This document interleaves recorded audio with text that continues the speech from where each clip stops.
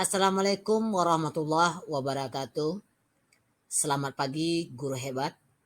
Pada kesempatan ini, saya akan mencoba memaparkan pemahaman saya tentang Merdeka Belajar yang ada pada platform Merdeka Mengajar. Setelah saya mengikuti pelatihan mandiri yang tersedia pada platform Merdeka Mengajar, saya berusaha memahami 3 topik yang tersedia, yaitu 1. Pemahaman gagasan dan prinsip pendidikan berdasarkan pemikiran Ki Hajar Dewantara. 2. Pemahaman untuk memfasilitasi murid agar tumbuh sesuai dengan kodratnya. 3. Penerapan pembelajaran yang memerdekakan murid. Ada 5 modul yang telah saya pelajari pada platform ini. Yang pertama, modul mengenali dan memahami diri sebagai pendidik. Modul kedua, mendidik dan mengajar. Modul yang ketiga, mendampingi murid dengan utuh dan menyeluruh. Modul keempat, mendidik dan melatih kecerdasan budi pekerti. Modul yang kelima, pendidikan yang mengantarkan keselamatan dan kebahagiaan. Untuk lebih jelas, agar kita memahami isi modul tersebut, saya akan mencoba mengupasnya satu persatu. Pada modul pertama, mengenali dan memahami diri sebagai pendidik. Ada beberapa hal yang harus kita pahami. Pertama, mengapa memilih profesi sebagai pendidik? Apakah menjadi pendidik hanya untuk mengisi waktu luang saja? Atau karena tidak ada pekerjaan lain? Apa sebenarnya tujuan kita menjadi seorang pendidik? Pertanyaan ini akan membantu kita mengenali diri sebagai pendidik. Kedua, mengenali diri sebagai guru dari segi kekuatan dan kelemahan.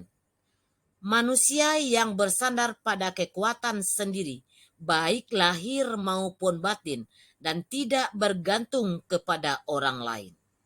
Sebagai pendidik, kita memiliki peran sebagai fasilitator. Kita menjadi pembuka jalan atau jembatan antara ilmu dan siswa. Ketiga, guru harus belajar secara mandiri dan mampu mengatur diri sendiri, karena guru adalah sebagai manusia merdeka.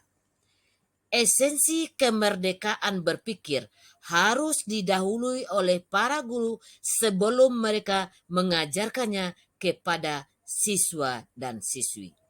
Merdeka belajar diharapkan dapat memperbaiki proses belajar mengajar agar dapat berdampak baik dalam aspek kehidupan, mulai dari aspek fisik, mental, jasmani, dan rohani dalam dunia pendidikan.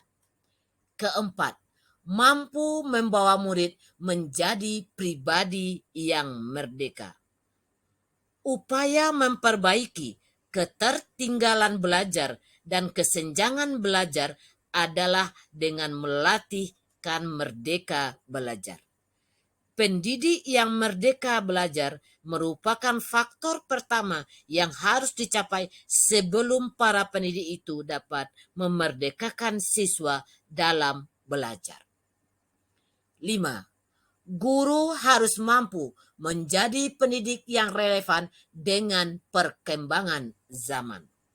Artinya, pendidik juga berperan untuk memastikan pembelajaran yang didapatkan siswa sesuai dengan perkembangan zamannya. Kita tahu, pendidik tidak bisa digantikan oleh teknologi. Tetapi pendidik yang tidak menguasai teknologi akan tertinggal. Menguasai teknologi agar dapat memberikan pembelajaran kepada siswa sesuai dengan zaman. Modul selanjutnya adalah mendidik dan mengajar. Ada beberapa hal yang harus kita pahami dari modul ini. Di antaranya, pertama, mengajar merupakan bagian dari pendidikan.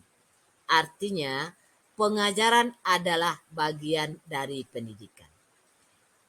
Pengajaran merupakan proses pendidikan dalam memberikan ilmu atau berfaedah untuk kecakapan hidup anak secara lahir dan batin. Sedangkan pendidikan memberikan tuntunan terhadap segala kekuatan kodrat yang dimiliki anak agar mampu mencapai keselamatan dan kebahagiaan yang setinggi-tingginya, baik sebagai seorang manusia maupun sebagai anggota masyarakat. Kedua, mendidik adalah menuntun segala kodrat yang ada pada murid agar mereka dapat mencapai keselamatan dan kebahagiaan. Pendidikan bertujuan untuk menuntun segala kodrat yang ada pada anak-anak, agar mereka dapat mencapai keselamatan dan kebahagiaan yang setinggi-tingginya.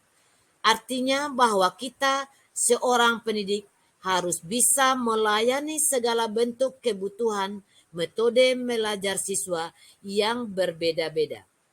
Kita harus bisa memberikan kebebasan kepada anak untuk mengembangkan ide, berpikir kreatif, mengembangkan bakat minat siswa. Tapi kebebasan itu bukan berarti kebebasan mutlak. Perlu tuntunan dan arahan dari guru supaya anak tidak kehilangan arah dan membahayakan dirinya.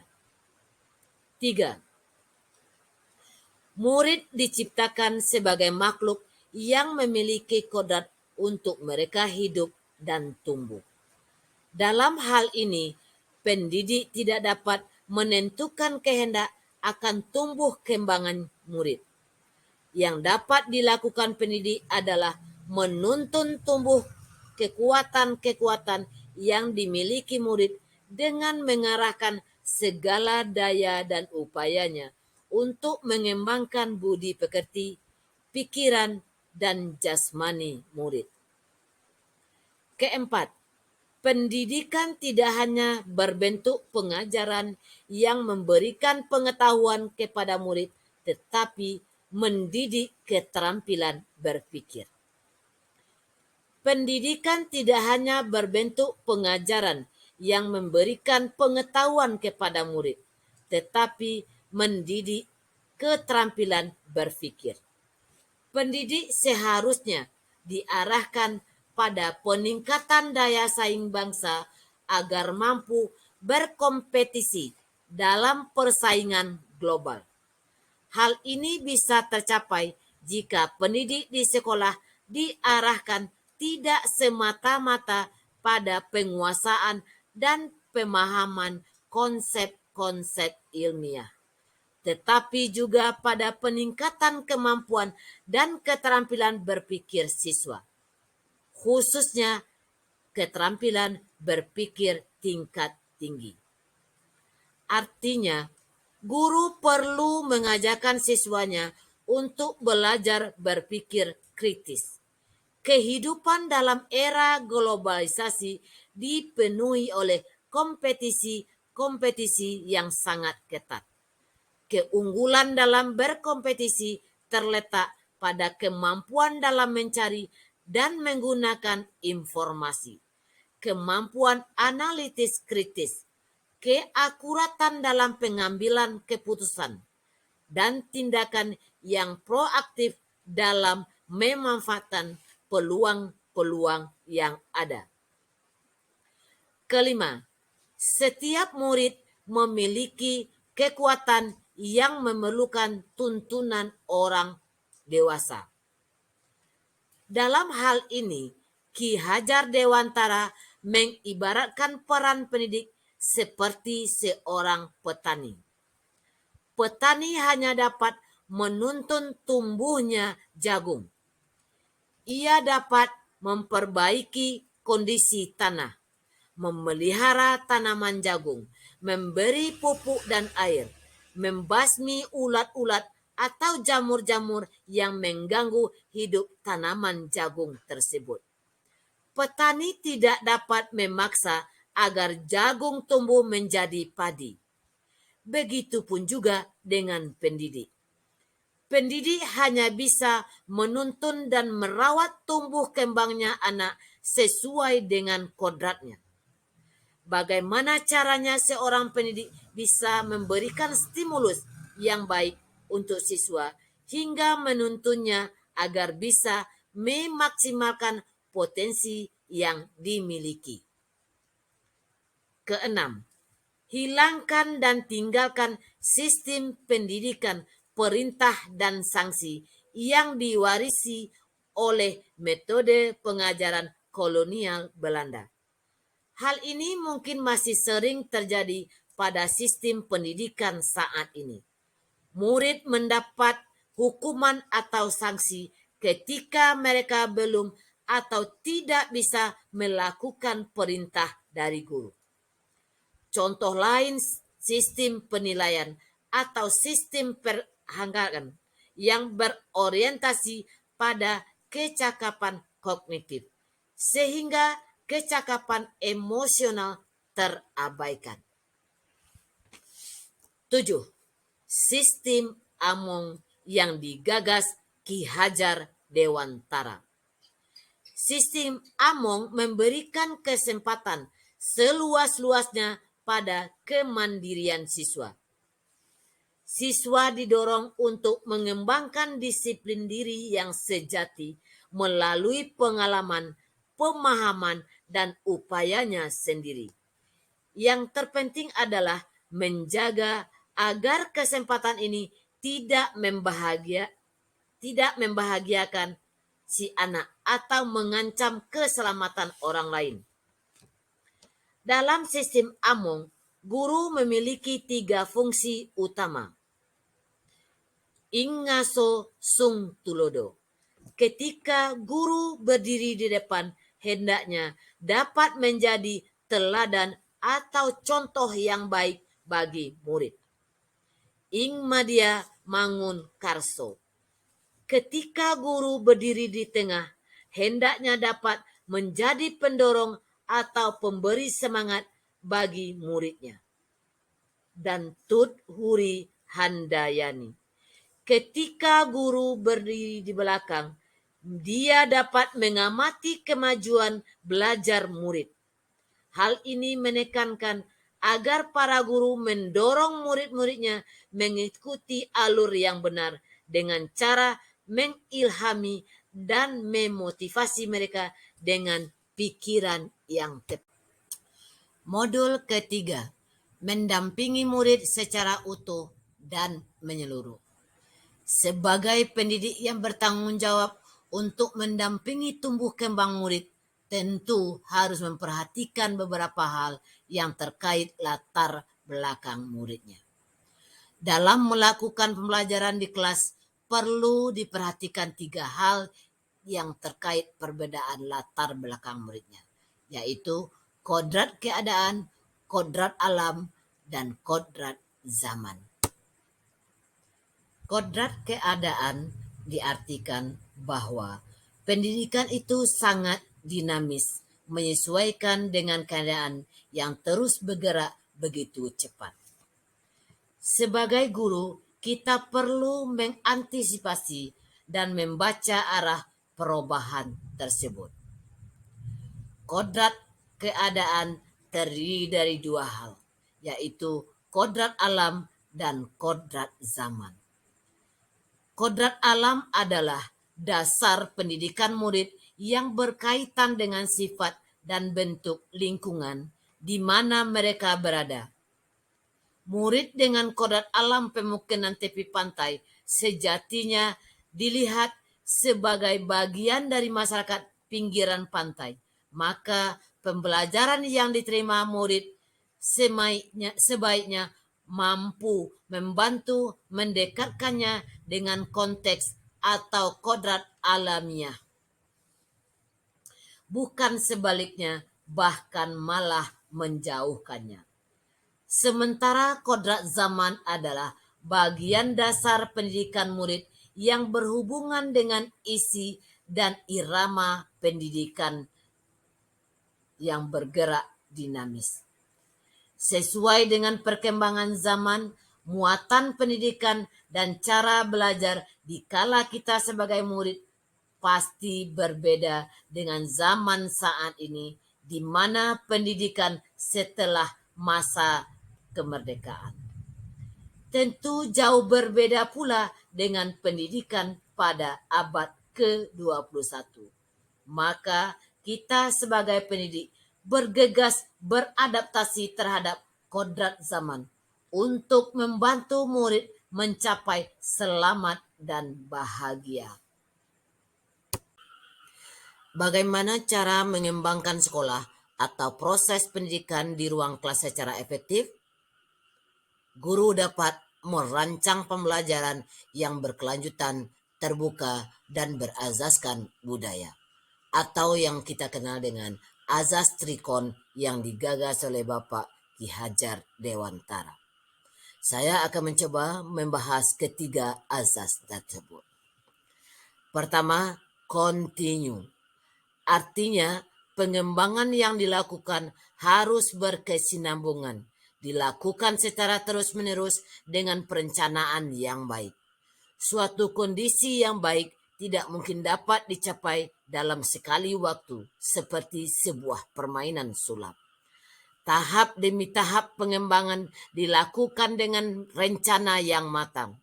Dengan perencanaan tersebut, maka suatu tahap dilanjutkan oleh tahap berikutnya dengan melalui evaluasi dan perbaikan yang tepat. Pengembangan yang sifatnya tiba-tiba untuk kemudian hilang semangat sewaktu-waktu setelahnya tidak akan menghasilkan perubahan yang berarti di jangka panjang. Kedua, konvergen.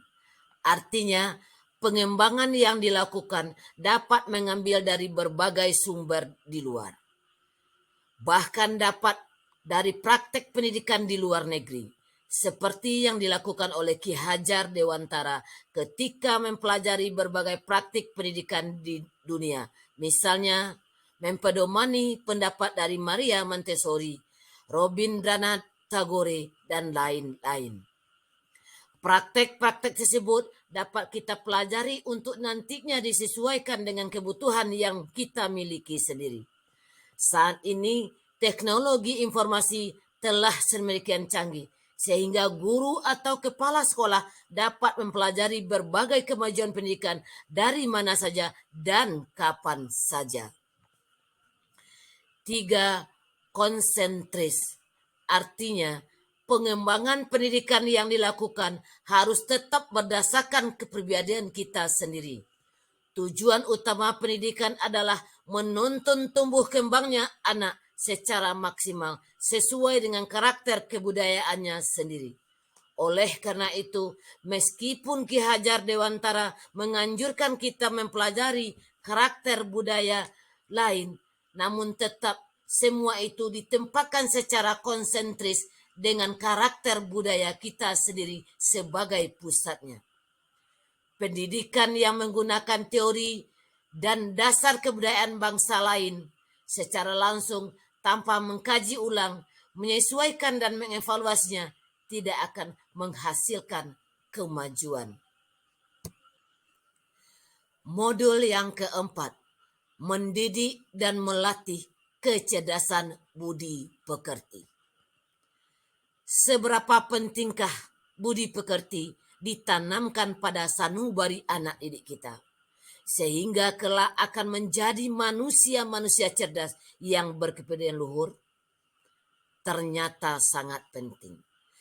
Pentingnya penanaman budi pekerti sejak dini, karena budi pekerti yang baik akan melahirkan etika, tata krama, perilaku baik dalam pergaulan, pekerjaan, dan kehidupan sehari-hari. Ki Hajar Dewantara berpendapat bahwa budi pekerti adalah perpaduan antara cipta, rasa, sehingga menghasilkan karsa. Budi pekerti merupakan kodrat setiap manusia. Maka sebagai pendidik perlu memahami kodrat tersebut dan mendampingi tumbuh kembangnya kecakapan budi pekerti anak didik dalam proses pembelajaran. Dalam kehidupan sehari-hari, kita temukan orang-orang yang melakukan meludah sembarang tempat, menyerobot antrian, mengemudi motor dengan suara yang memekakkan telinga. Seperti itulah beberapa contoh yang disebut dengan budi pekerti buruk yang harus kita benahi. Budi pekerti dibentuk dari keluarga, sekolah, dan masyarakat. Penumbuhan budi pekerti harus dirancang sengaja dari sejak awal. Penanaman budi pekerti di lingkungan keluarga, karena keluarga merupakan faktor penentu dan paling utama dalam membentuk budi pekerti anak. Keluarga merupakan intuisi pendidikan yang pertama yang diberikan kepada anak dalam pembentukan pribadinya. Di lingkungan keluarga, proses sosialisasi, pengenalan terhadap lingkungan, serta kesadaran diri anak pertama kali terbentuk. Anak-anak dapat belajar bagaimana ia harus berperilaku terhadap orang tuanya, neneknya, sepupunya, dan saudara-saudara lainnya. Penanaman budi pekerti di sekolah dapat dirancang melalui program non-kurikuler. Pelaksanaannya merupakan serangkai kegiatan non-kurikuler di sekolah yang bertujuan untuk menciptakan iklim sekolah melalui kegiatan pembiasaan. Sehingga kegiatan tersebut bukan lagi suatu beban, tapi suatu rutinitas yang menyenangkan bagi seluruh warga sekolah dan dalam menumbuhkan budi pekerti anak bangsa. Kemudian dilanjutkan dengan penanaman budi pekerti dalam kehidupan masyarakat. Kita sebagai orang tua sekaligus masyarakat haruslah memberikan contoh teladan kepada anak-anak kita. Bahkan orang-orang yang berada di lingkungan kita. Tutur kata, tingkah laku yang kita perbuat dapat dijadikan panutan bagi anak-anak yang berada di sekitar kita. Modul kelima, pendidikan yang mengantarkan keselamatan dan kebahagiaan. Pendidikan sejatinya dapat mengantarkan murid kita untuk memperoleh keselamatan dan kebahagiaan dirinya. Pendidik tidak hanya memberikan informasi dan pengetahuan saja, tetapi pendidik juga harus mendorong murid untuk menemukan pemahaman bermakna yang relevan. Anak-anak adalah individu dengan segala sifatnya. Memang ada bagian individu pada anak-anak yang belum berkembang seperti orang dewasa. Tetapi individu itu bukan kertas kosong yang pasif menerima apapun pengaruh dari lingkungannya. Ketika kita memandang anak sebagai individu, itu akan membuat proses pendidikan yang kita lakukan berbeda dibandingkan jika kita memandang anak sebagai kertas kosong. Dengan memandang anak sebagai individu, kita lebih melibatkan anak dalam proses pendidikan untuk dirinya sendiri. Kita mendengarkan dan memperhatikan pendapat mereka, serta menjadikannya sebuah hal yang penting dalam proses pendidikan. Pendidikan itu adalah mengeluarkan potensi, bukan mengisi anak dengan potongan-potongan informasi.